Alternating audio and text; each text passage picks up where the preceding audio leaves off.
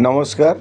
जाजपुर सहर स्थित श्री गणेश शिशु विद्या मंदिर पक्षर 25तम जन्मवार्षिक उत्सव बा रौप्य जयंती उत्सव उपलक्षे मातृ सम्मिलनी और पंचमहाभूत यज्ञ अनुष्ठित हो जाइए।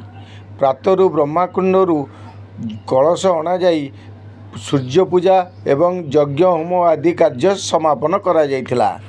एही कार्यक्रम रे मुख्य अतिथि भाव में पंडित भूपति भूषण मिश्र, पूर्वतन सांसद श्रीयुक्त अंचल दास, पंडित गोपाल चंद्र दास प्रमुख जोगदे शिशुमानकर विभिन्न दिग प्रति आलोचना करथिले।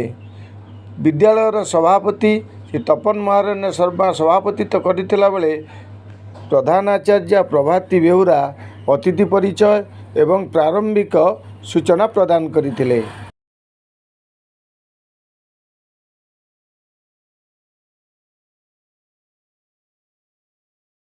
आदित्याय नमस्ते सूर्याय नमस्ते नमः सवित्रे जगदेक चक्षुषे जगत प्रसिद्धिनाशाय तवे कैमयाय त्रिगुणात्मधारिणे हिरण्यनारायण शंकरात्मने नमः।